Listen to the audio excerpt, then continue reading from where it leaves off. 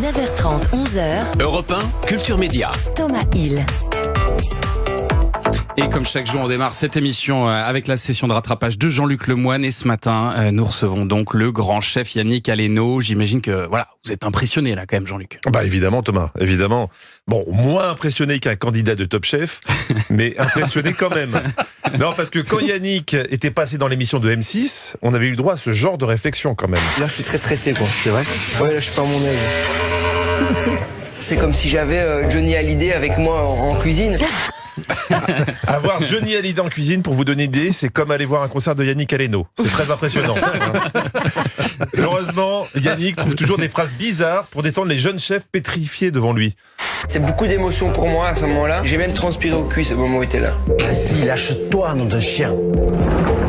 J'ai pas envie de me mettre un truc là-dedans, là, qui va...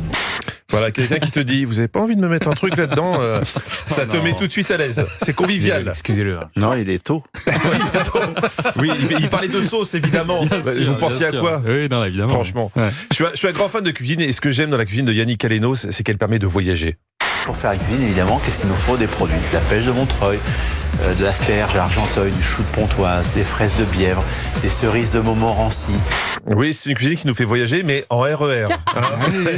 Et là, je dis bravo pour l'empreinte carbone. Écologique, il faut quand même... Ah bah voilà, Exactement, on fait attention. bravo pour l'empreinte carbone, chef. Cuisine locale. Bon, et alors Jean-Luc, pour votre session de rattrapage, vous allez nous résumer la dernière semaine des apprentis aventuriers. Eh oui, Thomas, parce que la question qui est sur toutes les lèvres depuis vendredi, c'est évidemment qui a gagné ? Ouais.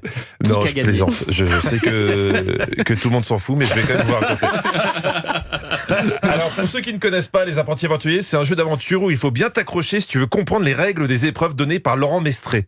Voici les règles de cette épreuve. Derrière moi, un rondin avec un anneau. À l'intérieur de cet anneau, une corde avec des nœuds. Et au sol, 3 bambous. Vous devrez vous positionner en équilibre sur le bambou. Moi, j'ai décroché mon rondin. Tiens, un petit quiz flash éclair. L'animateur Laurent Mestré s'est fait connaître dans quelle émission ? Attends, Danse avec les stars, non? Non, pas du tout. il l'a fait, il a Il a gagné. été dans les maternelles aussi. à une Non, époque. mais Koh-Lanta. Koh-Lanta, évidemment. Il a fait Koh-Lanta. Et dans quelle tribu était-il ?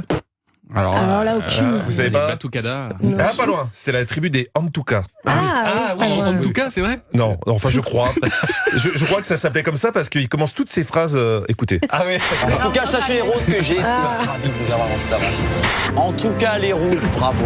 En tout cas, les gris, vous avez gagné 30 perles. En tout cas, les marrons, en tout cas, je suis très content de vous voir en forme. En tout cas, il y avait du suspense. Bon, là, les candidats ils étaient à 3 semaines à manger du manioc et des sauterelles. Donc, Ouais. quand ils leur ont ramené des pizzas, l'ambiance, c'était Johnny Hallyday dans une cuisine.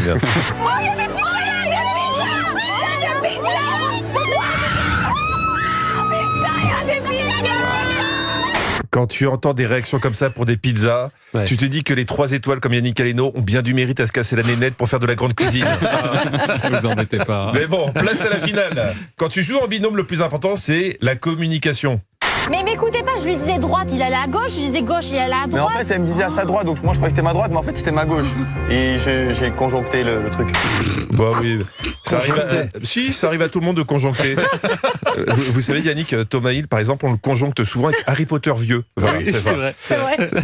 Il y a Dans quelque ce chose. genre d'émission, beaucoup ont été en couple ou le sont ou le seront. Me demandez pas exactement qui a été avec qui parce Non, que j'ai pas de paperboard de 4 mètres sur 3. En tout cas, Beverly et Vivian ont noué une belle amitié.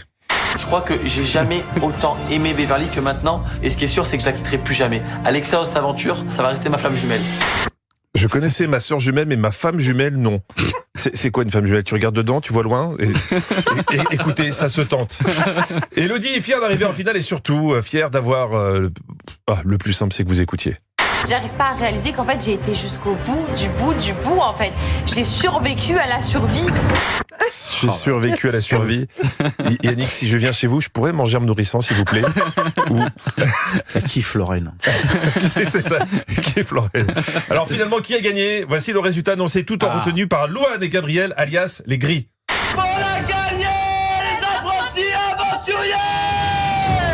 Ça y est. Et ils sont plus apprentis, ils ont leur CAP d'aventurier. Et grâce à ça, Gabriel est déjà dans la nouvelle émission de W9, The Power, la boucle est bouclée. Ça va vite, direct. ça va vite. Vous nous donnerez d'ailleurs les audiences de The Power. C'était hier soir la première. Ça a démarré hier soir, Julien. Merci beaucoup Jean-Luc Lemoyne. On vous retrouve demain. D'ici là, en replay sur europe1.fr. On peut vous voir en vrai vendredi à Quimper. Cachez votre joie. Samedi à passer. Non mais ça c'est une expérience.